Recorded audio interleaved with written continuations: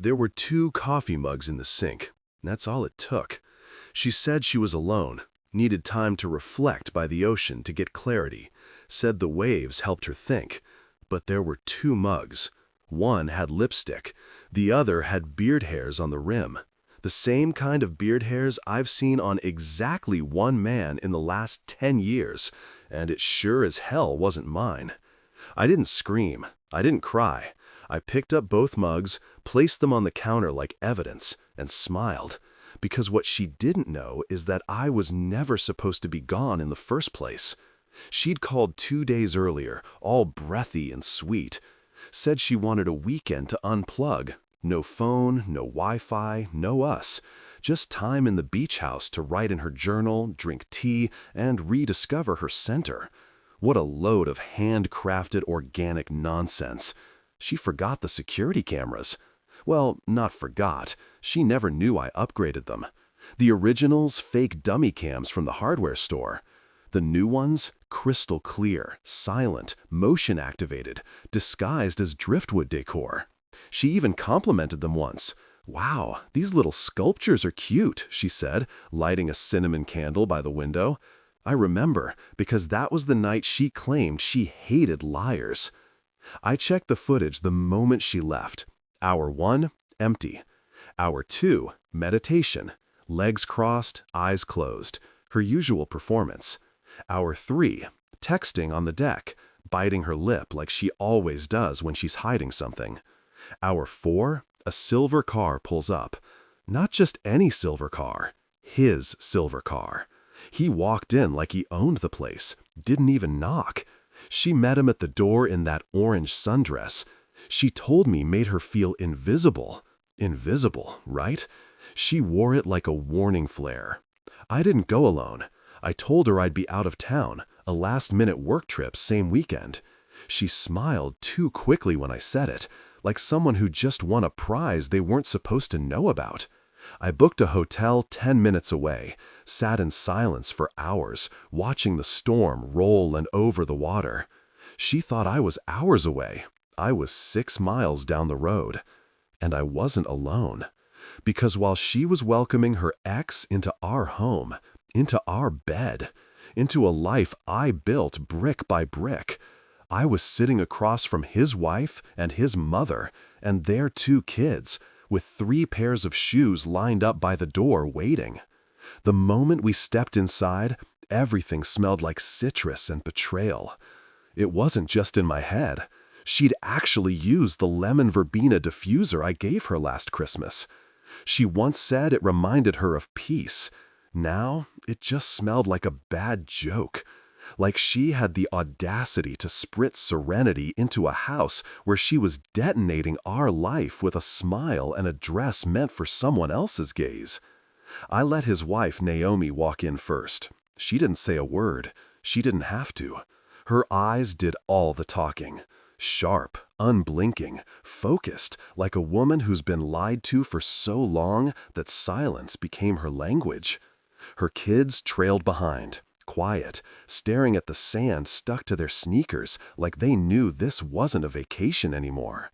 And his mother, that woman, had the posture of a judge and the patience of a fuse. We didn't touch anything. We didn't say anything. We just waited in the next room.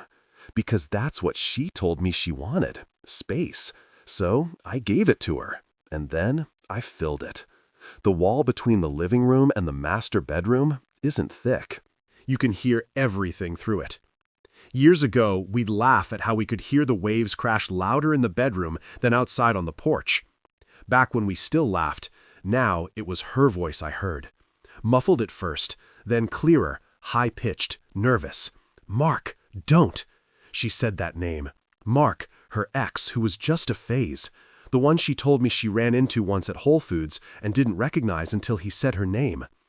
I heard her laugh, the same breathy, flirty giggle she used on me when she wanted to avoid a real conversation. Then something hit the floor. Probably her shoes. She never wore them indoors. Something about grounding herself on hardwood. And then silence. Not peaceful silence, not the kind that says, "I'm home." No, The thick, sticky silence that usually comes before screaming or decisions you can't take back. Naomi didn't flinch. She didn't cry. She didn't even blink. She just sat at the edge of the couch, her hands folded neatly in her lap, as if we were waiting for brunch reservations, not betrayal to unfold on the other side of a drywall confession booth.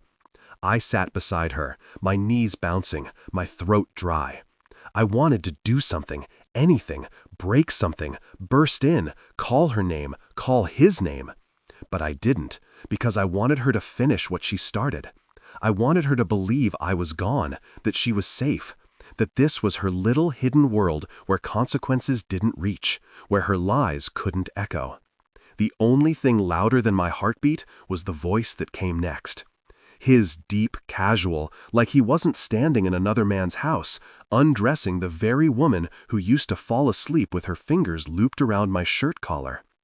"You sure he's not coming back early?" Mark asked, somewhere between a whisper and a joke. She laughed again. "David? No, he's in Charlotte until Monday night. Said some HVAC thing came up. I told him I'd be off-grid. It's perfect." I swallowed a lump so hard I thought it might break my spine. "Perfect," she said. Like we were never real, like our routines, our traditions, our rainy day playlists. They were all just part of a stage set she was ready to tear down and repaint for someone new. His mother shifted in her seat, finally speaking. "You want us to wait longer?" Naomi turned toward her, her voice calm but cold. "No, I want him to see. I want them both to see exactly what they are." And in that moment, something inside me changed. I wasn't shaking anymore. I wasn't heartbroken. I was ready. There was a moment right before everything unraveled where time felt like it was holding its breath. I stood near the kitchen doorway, half in the shadows, watching the screen of my phone, synced live to the hidden camera above the fireplace mantel. The image was grainy, but it was enough. Mark had his hands around her waist now. She was laughing into his shoulder the way she used to laugh into mine when we watched dumb late-night shows, when life still felt like something we shared instead of something I was watching her escape. Naomi stood too. She didn't look at me. She didn't need to. I think she knew deep down that if she saw my face in that moment, the fury beneath it would crack something in both of us. Her kids had their headphones in, cartoons playing, oblivious. But her mother, Mark's mother-in-law, was staring at the hallway, lips pressed thin, the kind of expression people wear at funerals when they're trying not to fall apart in public. And still, I waited. Why? Because I wanted to see if Chloe would lie again. If she'd look Mark in the eye and pretend I was still the fool waiting at the other end of her phone, clueless and trusting. I wanted her to say the words that would finally push me out of her fantasy and into the truth. She didn't disappoint. I told him I needed to reconnect with myself. She whispered, as if intimacy sounded more innocent in hushed tones. And honestly, I'm tired of pretending. "Pretending what?" Mark asked. She sighed. "That I'm happy, that David still excites me, that I'm not stuck, you know?" He nodded. I wanted to reach through the screen and break his neck. "He's so routine," she continued. "Same schedule, same jokes, same everything. He's nice, but I feel like I'm married to a calendar reminder." I closed my eyes, my jaw clenched. So that was the story she told him. That I was some predictable, loveless chore, a placeholder, a beige cardigan in her otherwise colorful wardrobe. I guess love turns invisible when someone convinces themselves they've outgrown it. I turned off the screen. I couldn't watch anymore. I didn't need more proof. I needed impact. I glanced at Naomi, who now stood with her hand on her son's shoulder. Her face was unreadable. Not rage, not sadness, something colder, measured. I whispered, "You sure you're ready?" She didn't answer. She walked past me, straight down the hallway. Every step she took was deliberate, confident, and just before she reached the bedroom door, she turned back to me and said something I'll never forget. Let her know what it feels like to be watched while believing she's alone. Then she opened the door. The silence that followed was volcanic. Mark's voice was the first to crack. Naomi. Chloe's gasp came next, sharp and ragged. "What the hell is this?" I stayed in the hallway. I didn't need to storm in, not yet. I let Naomi have the floor. "Hi, honey," she said to Mark, calm as ice. "Surprised to see me? Surprised the kids are here? Oh, and your mother-in-law?" She stepped aside, revealing the older woman behind her. "Hello, Mark," the woman said, arms crossed. "Nice to see you finally found your voice again. Too bad it had to be in another woman's bed." Chloe was scrambling to dress now. I could hear fabric snapping, drawers opening, feet stumbling. "This isn't what it looks like," she blurted. Classic, predictable, weak. Naomi actually laughed. "Oh, Chloe, sweetheart, it's exactly what it looks like." I finally stepped in. The expression on Chloe's face, I'll never forget it. Like her entire body was trying to glitch out of the room, as if she could rewind the moment by blinking hard enough. But I was still there, still standing, still real. And behind me stood the family of the man she chose over the life we built. "You told me you needed space," I said quietly. I did," she stammered. "I was going to talk to you about everything. It's just this got messy and what?" I interrupted. "He tripped and fell into your nostalgia. You got lonely and thought the beach air would forgive you for repeating history." She opened her mouth. No words came out, just that same helpless look she used to give me when she couldn't admit she was wrong. Mark, meanwhile, stood with his hands raised like a guilty man caught mid-theft, but too arrogant to flee. Naomi turned to him. "I hope she was worth your kids seeing you like this." And just like that, the room began to collapse. Not physically, but emotionally. Walls don't need to fall when dignity does it first. You never really know how many lies someone's been telling until the room goes quiet. That beach house had heard every kind of sound over the years. Crashing waves, slammed cabinet doors during our arguments, laughter that once echoed from the back porch, rain hammering the skylight during hurricane season. But this silence was different. It wasn't peace, it was pressure. Every person in that room was holding their breath, waiting to see who would speak first. Mark stepped back like a criminal caught at the scene. Naomi hadn't even blinked yet. And Chloe? Chloe looked like she wanted to unzip her skin and disappear. She tried to speak. I could see it on her lips. Some half-formed excuse about how things just happened or how she didn't mean to hurt me. The same speech cheaters rehearse in their heads right after they cross the line. They swore they never would, but I didn't let her speak. I couldn't, because if she opened her mouth, I'd have to hear her lie one more time. So I spoke instead. "You know the funny thing," I said, walking slowly into the center of the room. "This house was the one place I thought we were safe. You cried when we signed the deed, said it felt like our forever place. And now, look at it, our graveyard." She flinched, a tiny reaction, but it said everything. Mark tried to cut in. "David, I didn't know she was still with you." She told me, "You don't get to talk," I snapped, and he went pale. His mother-in-law, still by the doorway, let out a low whistle through her nose. "I always wondered why she stopped bringing the kids around you." Mark lowered his head like a dog about to be thrown out in the ring. I turned to Chloe. "How long?" Her eyes flickered to Mark, then to me, then down to the floor. That told me enough, but I asked again anyway. I wanted to hear her admit it. I wanted the air between us to finally rot with the truth. She whispered, 5 months. 5 months. Not a one-time mistake, not a weak moment, a season of deception, an entire third of a year built on orchestrative lies and coordinated absences. I felt something inside me shift. Not anger, not even pain anymore. Something quieter, heavier, like the moment you finally stop fighting a current and let it carry you. Naomi stepped forward, her voice even. 5 months. That's longer than he remembered our anniversary. Chloe said nothing. She was shaking now, visibly trembling, trying to hide her body behind the kitchen island like shame was a force she could dodge if she kept her hands busy. She reached for the nearest object, a ceramic bowl we bought on our last trip to Asheville. She held it like a shield. I almost laughed. That bowl had survived being dropped twice, once during a thunderstorm, once during one of our arguments.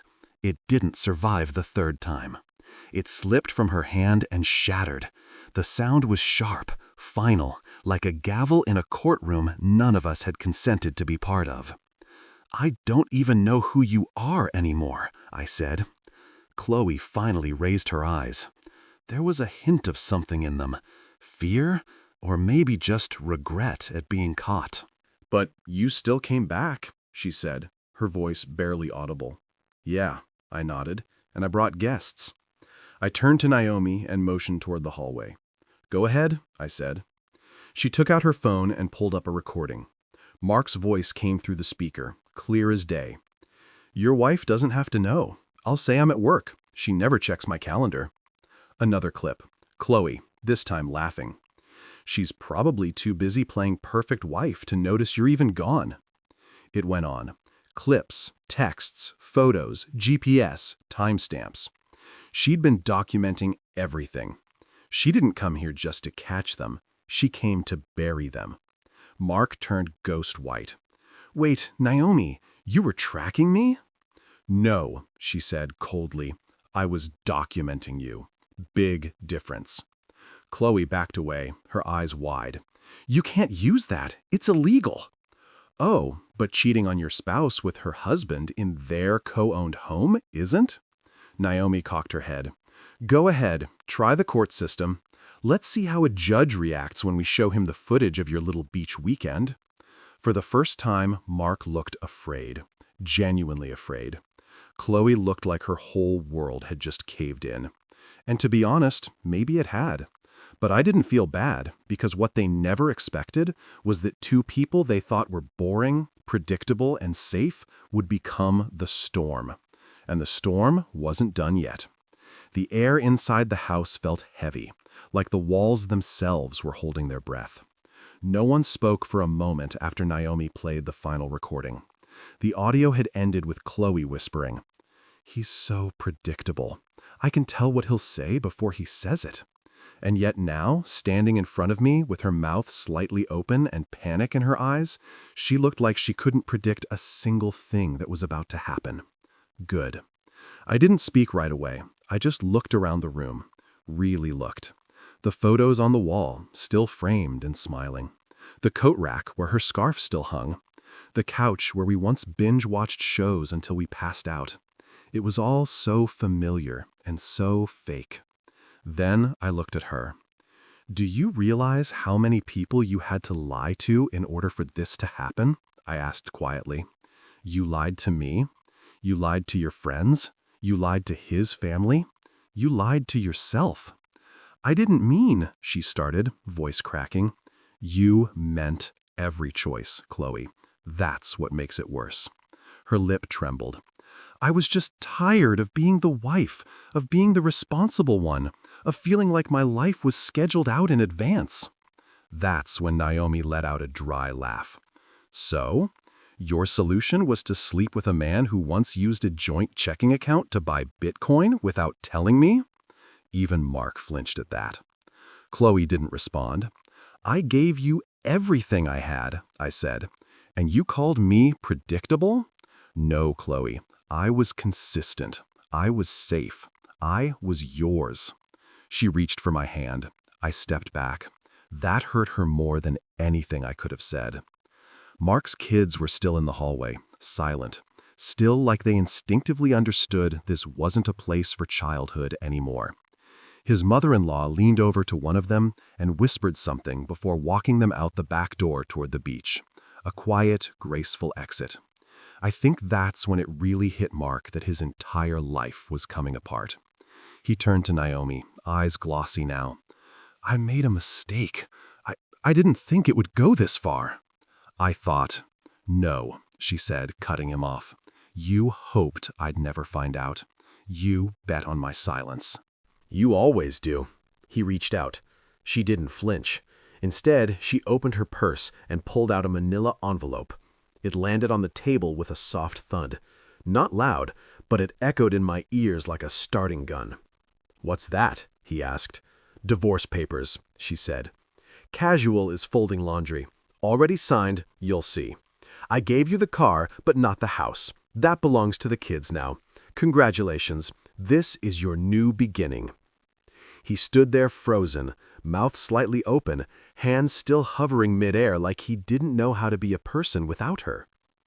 Chloe looked back and forth between them, her confidence unraveling by the second. You were planning this? She asked Naomi incredulously. Oh, sweetheart, Naomi said, tilting her head.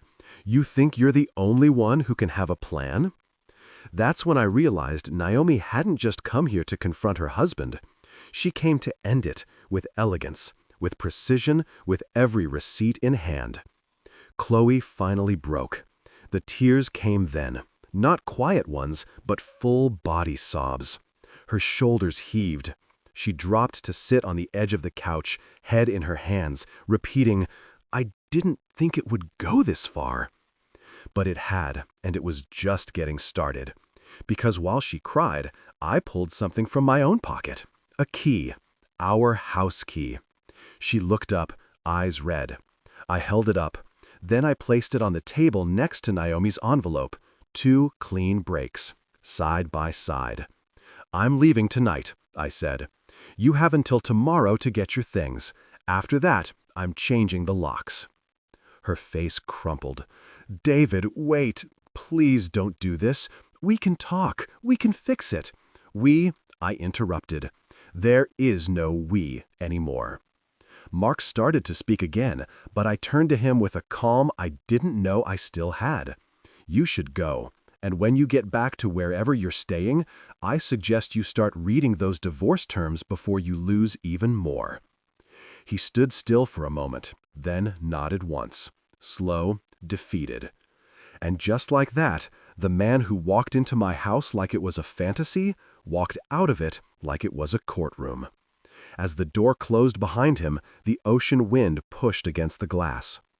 Chloe looked like a ghost now, like someone watching her life play out from outside her own body. I looked around the room one last time. Naomi and I exchanged a glance. It wasn't joy. It wasn't victory. It was freedom, and it was just beginning. The drive home should have felt like a victory. It didn't. The engine purred, the sky was bruised with evening clouds. The ocean disappeared behind us in the rearview mirror like a place I'd dreamed about and just woke up from. But I didn't feel victorious, not really. I felt clean, like someone who had finally crawled out of something sticky and sour.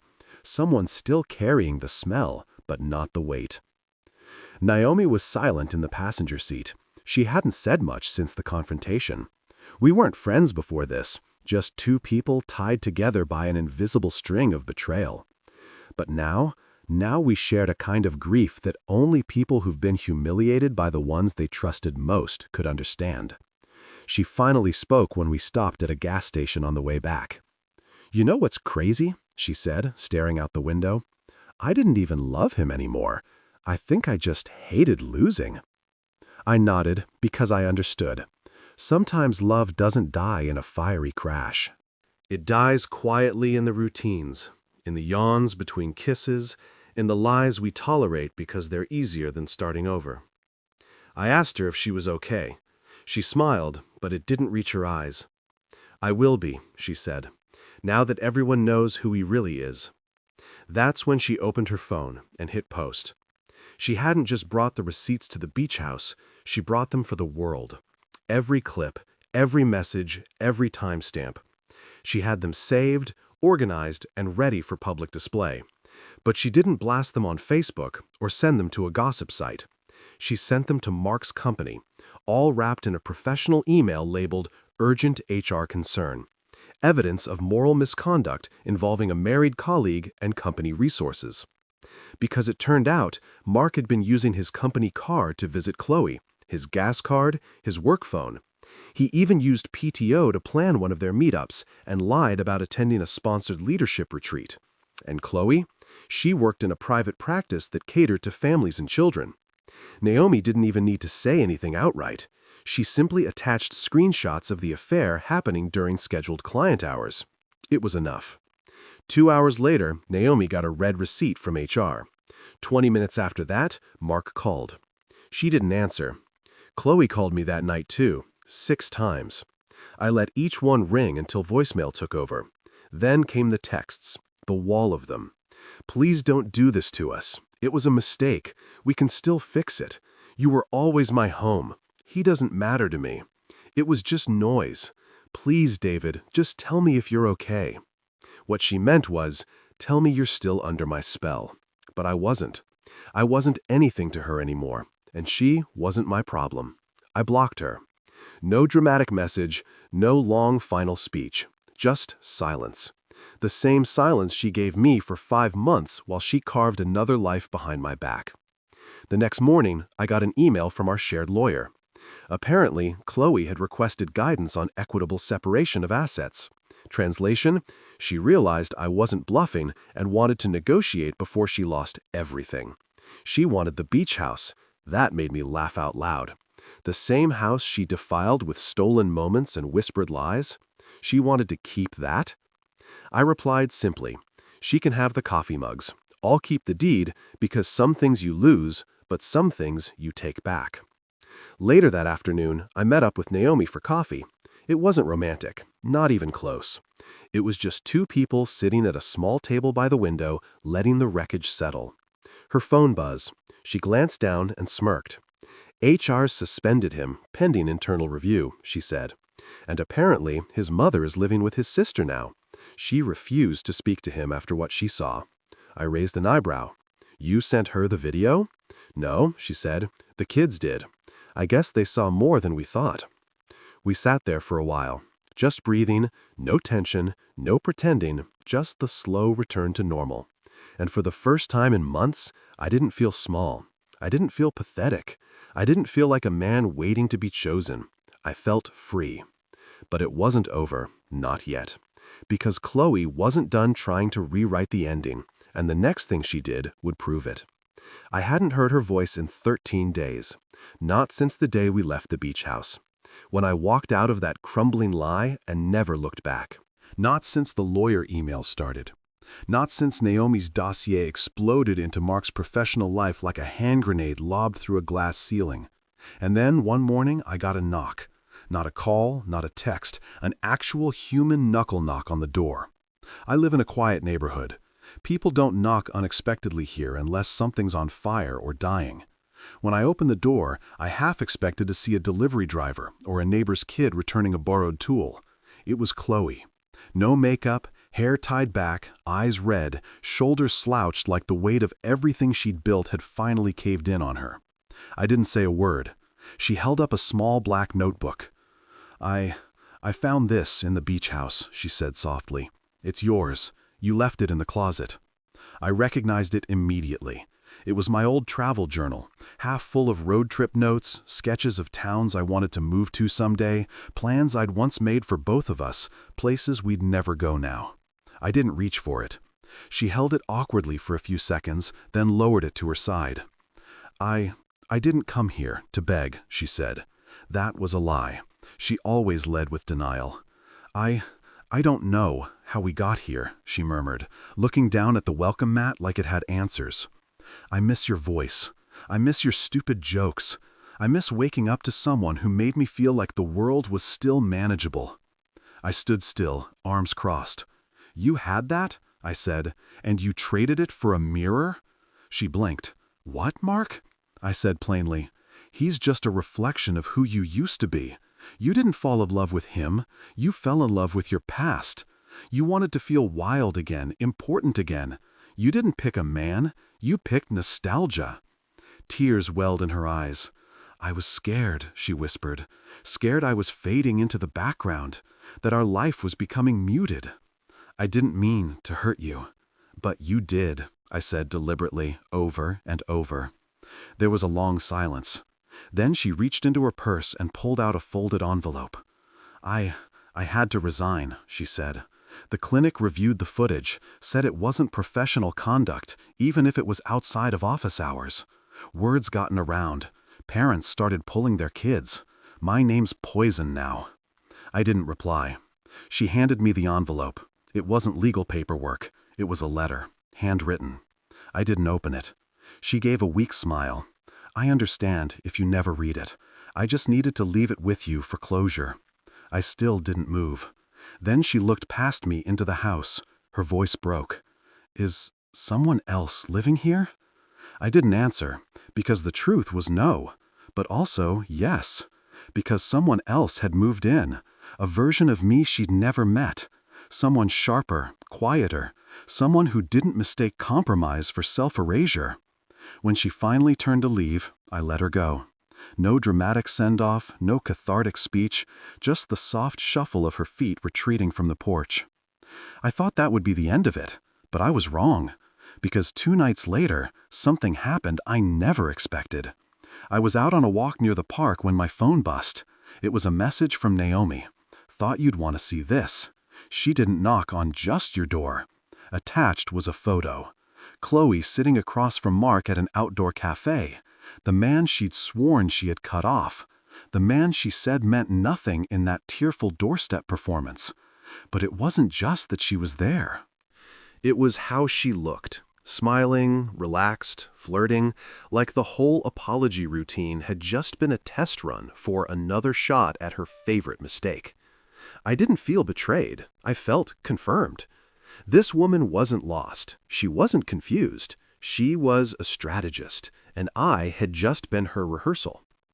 I messaged Naomi back. Thanks.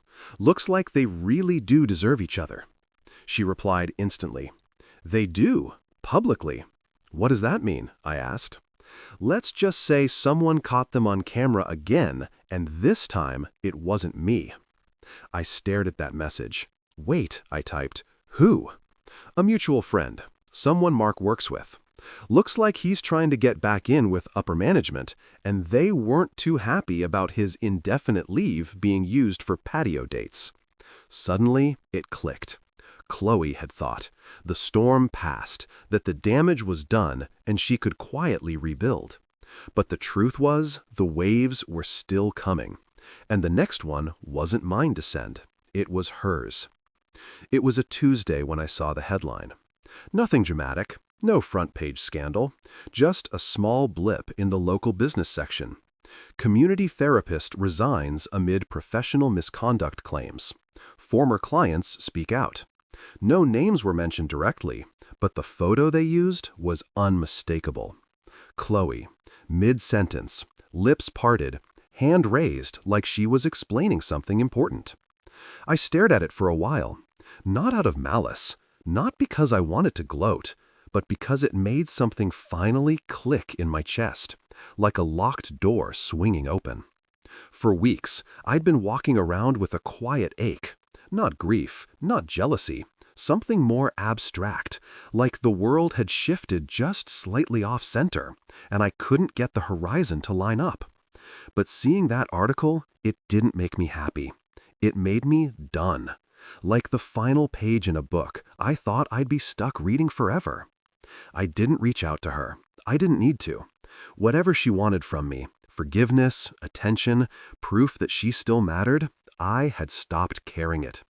Instead, I focused on cleaning. It's funny what you find when you really go through your house after a betrayal. Old shirts that don't fit anymore. Birthday cards with fake laughs scribbled in them. A half-finished scrapbook from a vacation we never took.